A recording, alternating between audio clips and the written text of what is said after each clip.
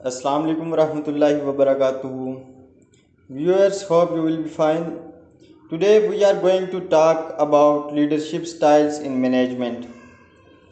तो दोस्तों ये बहुत ही इम्पोर्टेंट टॉपिक है, ना कि सिर्फ स्टूडेंट्स के लिए बल्कि उन तमाम लोगों के लिए भी जो कि किसी बिज़नेस से तल्लक़ रखते हैं, किसी ऑर्गेनाइजेशन से तल्लक़ रखते हैं या किसी कंपनी से तल्लक़ रखते हैं।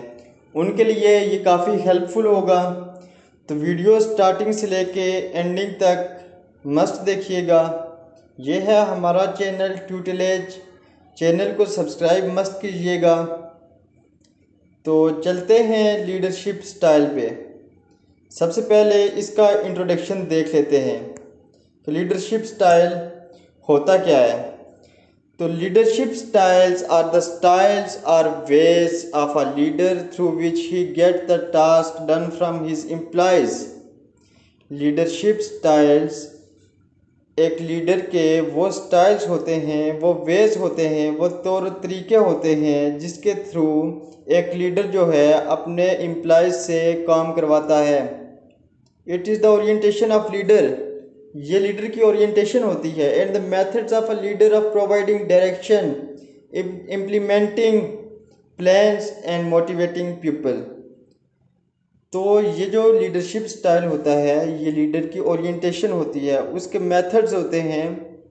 लीडर के मेथड्स होते हैं इन प्रोवाइडिंग डायरेक्शन, वो डायरेक्शन प्रोवाइड करता है। इम्प्लीमेंटिंग प्लान्स, प्लान्स को इम्प्लीमेंट करवाने के उसके मेथड्स होते हैं, उसके तरीके होते हैं कि वो किस तरह से प्लान्स को इम्प्लीमेंट करवा रहा है अपने एम्प्लॉयज़ से। एंड मोटिवेटिंग पीपल, और किस तरह से वो अपने एम्प्लॉयज़ को, अपने सबऑर्डिनेट्स को मोटिवेट कर रहा है। तो दोस्तों आगे चलते हैं हम, स्टाइल्स ऑफ लीडर कौन कौन से होते हैं। तो there are basically 8 styles of a leader. जो एक लीडर होता है उसके 8 जो लीडरशिप स्टाइल्स होते हैं वो कौन कौन से हैं। सबसे पहला है डेमोक्रेटिक स्टाइल, दूसरा है ऑटोक्रेटिक स्टाइल, तीसरा है लेज़र फेयर स्टाइल, चौथा है ट्रांसफॉर्मेशनल स्टाइल, पांचवा है ट्रांससेक्शनल स्टाइल और छठा है सर्वेंट लीडरशिप स्टाइल। सातवां स्टाइल आता है करिश्मेटिक स्टाइल। आठवां और आखिरी स्टाइल इसमें आता है bureaucratic style, bureaucratic leadership style. तो सबसे पहले हम देखते हैं डेमोक्रेटिक स्टाइल को, सबको हम अलग अलग एक्सप्लेन करेंगे। हम देखते हैं पहले डेमोक्रेटिक स्टाइल को, ये क्या होता है। It is the style of leader in which he makes the decision by taking input from his employees. तो ये लीडर का वो स्टाइल होता है जिसके थ्रू, जिसमें वो जो डिसीजन लेता है वो डिसीजन कैसे लेता है, अपने जो एम्प्लॉयज़ होते हैं उसके जो वर्कर्स होते हैं उनसे इनपुट लेके डिसीजन करता है। कोई भी जो फैसला करता है एक लीडर, वो अपने जो उसके सबऑर्डिनेट्स होंगे, अपने वर्कर्स होंगे, अपने एम्प्लॉयज़ होंगे, वो उनसे मशवरा लेगा, कंसल्ट लेगा उनसे, तो फिर वो डिसीजन मेक करेगा, एक डिसीजन बनाएगा। This style gives importance to employees. ये जो स्टाइल होता है डेमोक्रेटिक स्टाइल, इसमें एम्प्लॉयज़ को इम्पोर्टेंस दी जाती है, वो काफ़ी इम्पॉर्टेंट होते हैं। उनके एम्प्लॉयज़, लीडर के जो एम्प्लॉयज़ होते हैं, वर्कर होते हैं, वो काफ़ी इम्पोर्टेंस रखते हैं। A leader takes final decision according to his own will, but his employees take part in decision making. इस स्टाइल में दोस्तों क्या होता है कि लीडर जो होता है किसी भी ऑर्गेनाइजेशन का या कंपनी का, वो फाइनल डिसीजन तो खुद लेता है, लेकिन इसमें जो उसके एम्प्लॉयज़ होते हैं, जो उसके वर्कर्स होते हैं, वो डिसीजन मेकिंग में अपना हिस्सा डालते हैं। Take part in decision making. For example अगर हम देखते हैं एक ऑर्गेनाइजेशन है, उसमें एक लीडर है, उस लीडर के नीचे अगर 25 बंदे काम कर रहे हैं, तो जब एक लीडर डिसीजन बनाएगा, कोई भी फैसला करेगा, तो वो क्या करेगा सबसे पहले कि अपने जो उसके नीचे 25 एम्प्लॉयज़ हैं वो उनसे मशवरा लेगा, तो फिर वो फैसला करेगा। In this style of leadership, employees and subordinates share their ideas to the leader in order to make decisions. इस स्टाइल में, डेमोक्रेटिक स्टाइल में, जो एम्प्लॉयज़ और सब ऑर्डिनेट्स होते हैं वो अपने लीडर को अपने आइडियाज़ शेयर करते हैं डिसीजन मेकिंग के लिए, ताकि लीडर एक अच्छा डिसीजन बना सके, इसलिए वो अपने आइडियाज़ को लीडर के साथ शेयर करते हैं। दूसरा स्टाइल हमारे पास आता है ऑटोक्रेटिक लीडरशिप स्टाइल। तो दोस्तों, ऑटोक्रेटिक लीडरशिप स्टाइल जो है is quite opposite to the democratic style. ये जो ऑटोक्रेटिक स्टाइल होता है ये बिल्कुल अपोजिट है, मुखालिफ है डेमोक्रेटिक स्टाइल के। डेमोक्रेटिक स्टाइल में क्या था कि जो एम्प्लॉयज़ होते थे, जो वर्कर्स होते थे, लीडर उनसे मशवरा लेता था।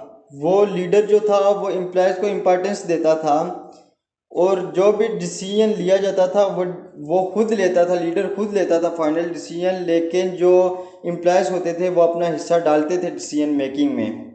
In this type of leadership style, employees don't give their inputs to the leader for decision making। यही बात मैंने की है कि इस लीडरशिप स्टाइल में जो एम्प्लॉयज़ होते हैं वो लीडर को अपनी इनपुट्स नहीं देते और ना लीडर उनसे इनपुट्स लेता है। A leader makes the decision without taking inputs। एक लीडर जो है वो कोई भी अगर डिसीजन लेगा तो वो खुद डिसीजन लेगा, ना कि वो किसी अपने सब ऑर्डिनेट या किसी एम्प्लॉय या वर्कर से कोई इनपुट लेगा, वो डिसीजन खुद लेगा। All the employees have to follow the decision made by the leadership and these employees can't raise their voices on the decision made by a leader। Yes दोस्तों, जो भी एम्प्लॉयज़ होंगे लीडर के नीचे, उन्होंने उस डिसीजन को फॉलो करना होगा जो एक लीडर बनाएगा। और जो भी डिसीजन लीडर बनाएगा तो ख्वाह वो अच्छा हो या बुरा, कोई भी एम्प्लॉय या वर्कर उस पर अपनी आवाज़ उठा नहीं सकता। अगर उसमें उसके हक में ना हो तो एम्प्लॉय फिर भी आवाज़ नहीं उठा सकता। उसको क्यों नहीं उठा सकता? क्योंकि उसको फियर होता है, वो डरता है। किससे डरता है? उसको नौकरी से निकल जाने का डर होता है या उसकी तनख्वाह बंद होने का डर होता है, इसलिए वो बोलता नहीं है। जो भी डिसीजन होता है उसको फॉलो करता है। In democratic leadership style, employees are given importance, but in autocratic style, they are neither considered nor consulted।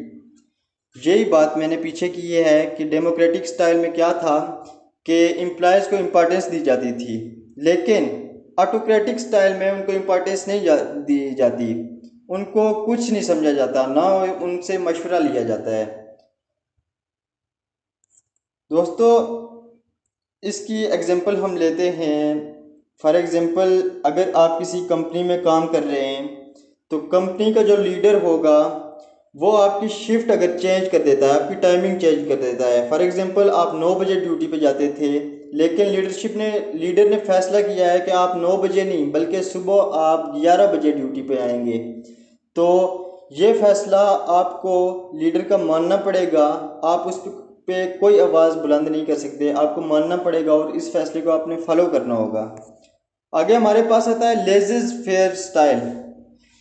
दोस्तों, laser fair is a French word which means let them do.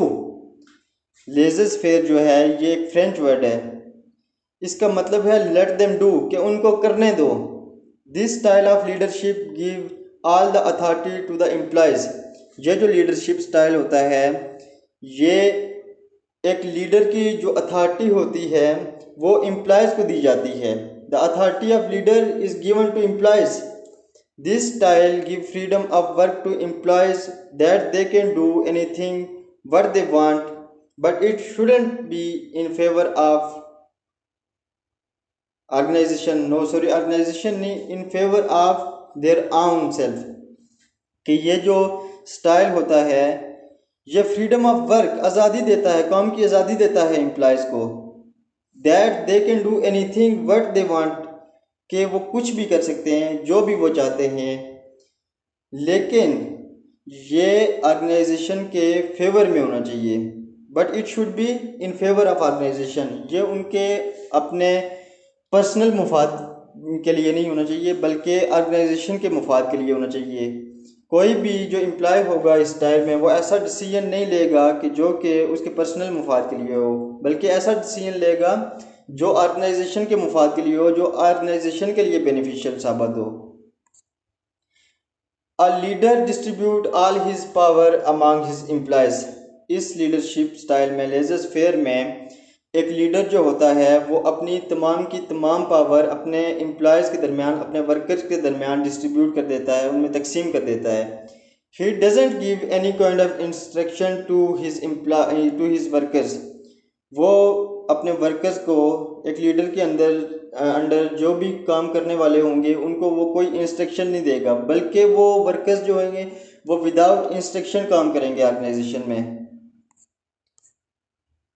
इसकी दोस्तों example ले लेते हैं कि जब कोई भी कंपनी नई नई स्टार्ट होती है, न्यू स्टार्टअप जो बिज़नेस होता है, न्यू स्टार्टअप जो ऑर्गेनाइजेशन होती हैं, तो उनमें चूंकि पॉलिसीज़ नहीं बनी होती, उनमें रूल्स और रेगुलेशन नहीं होते, तो इसलिए उनको पावर दी जाती है। एक जो लीडर होता है वो पावर डिस्ट्रीब्यूट कर देता है अपने वर्कर्स में कि आप जो आपको अच्छा लगता है वो आप करें। ये स्टार्टअप कंपनीज में होता है। लेकिन दोस्तों इसका एक साइड इफेक्ट है। साइड इफेक्ट क्या है कि this type of leadership has a side effect on an organisation. इसका साइड इफेक्ट एक तंजीम पे है, एक ऑर्गेनाइजेशन पे है।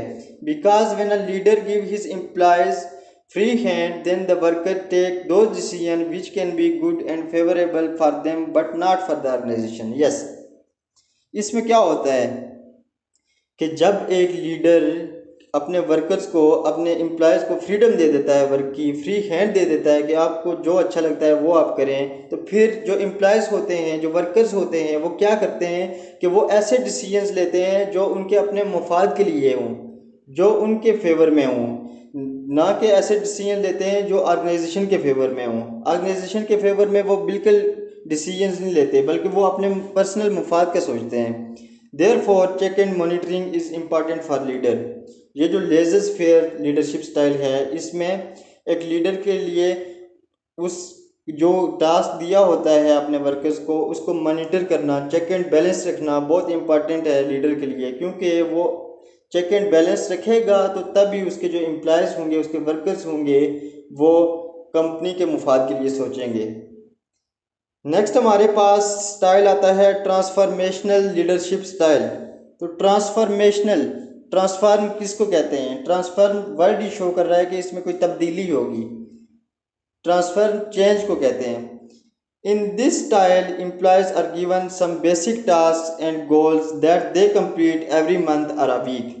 दोस्तों इस स्टाइल में क्या होता है कि जो एम्प्लॉयज होते हैं, वर्कर्स होते हैं, उनको कुछ बेसिक टास्क दिए जाते हैं, कुछ गोल्स उनको दिए जाते हैं, और उन गोल्स को मंथली बेसिस पे या वीकली बेसिस पे अचीव करते हैं।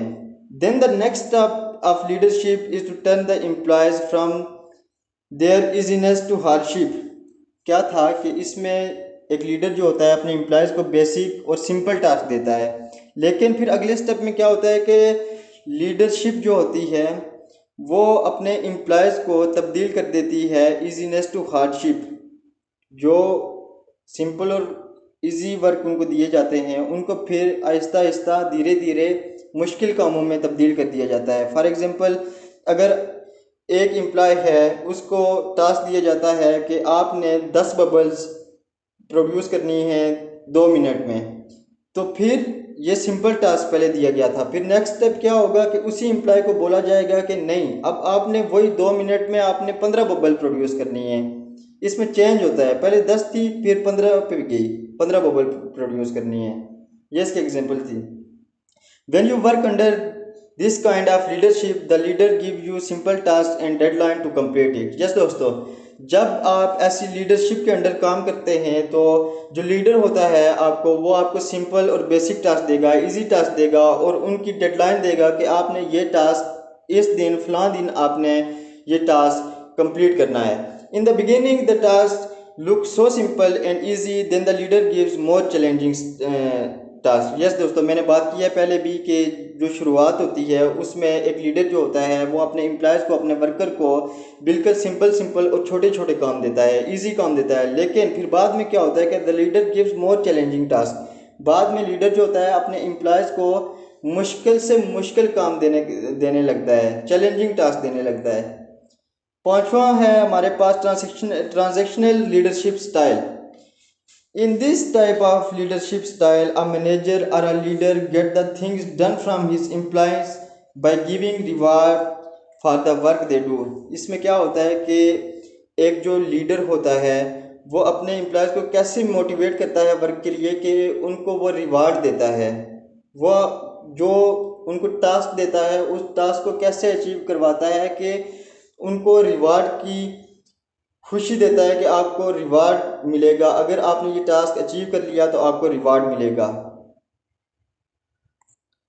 Transactional leadership establish rules and responsibilities for each employees and ensure standard inputs. जो ट्रांजैक्शनल लीडरशिप होती है ये रूल्स और रिस्पॉन्सिबिलिटीज़, जिम्मेदारियां एस्टेब्लिश करती है हर एक एम्प्लॉय के लिए और उनको स्टैंडर्ड पॉइंट का यकीन दिलाती है कि अगर आप उनको टास्क दिया जाता है कि आपने 100 बबल्स प्रोड्यूस करनी है, तो अगर वो 100 प्रोड्यूस करते हैं तो उनको रिवार्ड नहीं मिलेगा, बल्कि जब वो टास्क को अचीव करके थोड़ा सा आगे जाएंगे, 101 बबल्स प्रोड्यूस करेंगे तो उनको फिर रिवार्ड मिलेगा। अगर वो आगे इन this style a leader give free hand to employees but he intervene when the target is not allowed। yes, ये जो लीडरशिप स्टाइल होता है इसमें जो लीडर होता है वो अपने एम्प्लॉय को आज़ादी देता है, फ्री हैंड देता है कि आप जो जैसे कर सकते हैं करें। लेकिन वो फिर इंटरवेन कब करता है कि जब टारगेट इज़ नॉट अचीव्ड, जब कोई एम्प्लॉय या वर्कर दिया हुआ टारगेट अचीव नहीं करता तो फिर लीडर उस टाइम बोलता है कि हाँ भाई आपने ये टारगेट का अचीव क्यों नहीं किया, कंप्लीट क्यों नहीं किया, फिर उनसे वो पूछता है। आगे है हमारे पास charismatic leadership style. In this style, a leader gives emphasis on personality and positive charm। yes, इस स्टाइल में जो होता है वो एक लीडर जो है वो किस पे एम्फेसिस, किस पे जोर देता है, पर्सनैलिटी पे और पॉजिटिव चार्म पे, कि आपने उठना कैसे है, बैठना कैसे है, काम कैसे करना है, मोटिवेट लोगों को कैसे करना है, लोगों से बात कैसे करनी है, खाना कैसे है, पीना कैसे है। A leader inspire his team through his on actions. इस लीडरशिप स्टाइल में क्या होता है कि जो एक लीडर होता है वो अपने टीम्स को, अपने सबऑर्डिनेट्स को अपने अमाल के थ्रू उनको मोटिवेट करता है, उसके अखलाक अच्छे होते हैं, इस तरह से एम्प्लॉयज़ जो होते हैं वो मोटिवेट होते हैं। Less effective because it requires the leader to be with his employees. ये दोस्तों ये जो स्टाइल है, लीडरशिप स्टाइल है करिस्मेटिक, ये थोड़ा सा लेस इफेक्टिव है, क्योंकि इसमें क्या होता है कि इसमें लीडर का एम्प्लॉयज़ के साथ होना बहुत ज़रूरी है, क्योंकि जो लीडर होता है वो उनको अपनी पर्सनैलिटी के थ्रू इंस्पायर करता है, मोटिवेट करता है। तो इसलिए ये ज़रूरी है कि लीडर वहाँ हो ताकि वो अपने अखलाक के ज़रिए, अपनी पर्सनैलिटी के लिए दूसरों को, अपने एम्प्लॉयज़ को मोटिवेट कर सके। आगे है servant leadership style. This term coined by Robert ग्रीनलीफ in the 1970s describes a leader who is often not formally recognized as such। Yes दोस्तों, इस टर्म को कॉइन किया था रॉबर्ट ग्रीनलीफ ने 1970s में, और ये एक लीडर को डिस्क्राइब करता है, बयान करता है, who is often not formally recognised as such, जो कि फार्मली तौर पर इस तरह से उसकी शिनाख्त नहीं की जाती। When someone at any level within an organization leads simply by virtue of meeting the needs of his or his team, he or she is described as a leader, as a servant leadership। Yes दोस्तों, किसी भी organisation में जब virtue of meeting the needs of his or her team, एक leadership की जो team और एक लीडरशिप की जो टीम होती है तो उसकी ये नीड्स के लिए, उसकी पर्सनल, उस टीम की पर्सनल नीड्स के लिए ये लीडरशिप बिल्ड किया जाता है, और इसको हम सर्वेंट लीडर कहते हैं। In many ways servant leadership is a form of democratic leadership.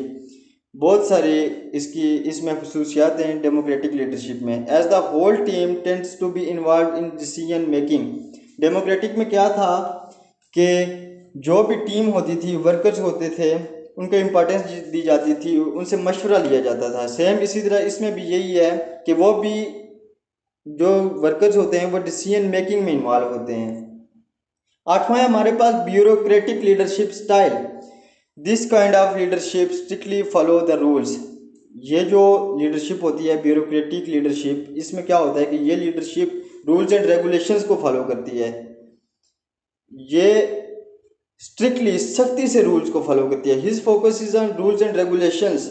उसका जो मेन फोकस होता है वो रूल्स और रेगुलेशंस पे होता है कि आपने काम कैसे करना है, रूल क्या है इस काम का, किस अंदाज से आपने करना है, और रेगुलेशंस क्या है इस काम के करने की, किस वे में आपने काम करना है। His work is to ensure that his subordinates achieve the goals by doing their job according to the procedure and rules. उसका काम क्या होता है? उसका काम ये होता है कि उसने यकीन दिलाना होता है खुद को कि उसके जो सब ऑर्डिनेट्स हैं वो एक desired goal according to rules and regulations achieve कर रहे हैं या नहीं। Decisions are also taken by keeping rules and procedures in mind. तो इसमें जो डिसीजन मेकिंग की पॉलिसी होती है, डिसीजन कैसे बनते हैं, उनको रूल्स एंड रेगुलेशंस को देख के बनाया जाता है कि रूल्स क्या हैं और रेगुलेशंस क्या हैं, कैसे काम करना है और इसकी पॉलिसी क्या होनी चाहिए, डिसीजन क्या होना चाहिए। Leader doesn't take up responsibility. Yes दोस्तों, इसमें लीडरशिप की कोई रिस्पॉन्सिबिलिटी नहीं होती। अगर एक एम्प्लॉय कोई गलत काम करता है तो लीडर उससे ऑफ कोर्स पूछेगा कि आपने ये गलत क्यों किया। उसकी वो रिस्पॉन्सिबल नहीं होगा गलती का। वो ये बोलेगा कि हाँ आप वो जो रूल बुक है उसमें पढ़ें क्या रूल लिखा हुआ है, रेगुलेशंस क्या हैं, तो फिर भी आपने गलती की हुई। ये लीडरशिप इसमें रिस्पॉन्सिबल नहीं होती। तो ये था आज का हमारा टॉपिक। उम्मीद है आपको समझ आई होगी। अगर नहीं आई, किसी चीज़ में आपको कन्फ्यूजन है तो कमेंट सेक्शन में बताइएगा। इंशाल्लाह आपकी वो कन्फ्यूजन को दूर करने की कोशिश की जाएगी। अल्लाह निगहबान।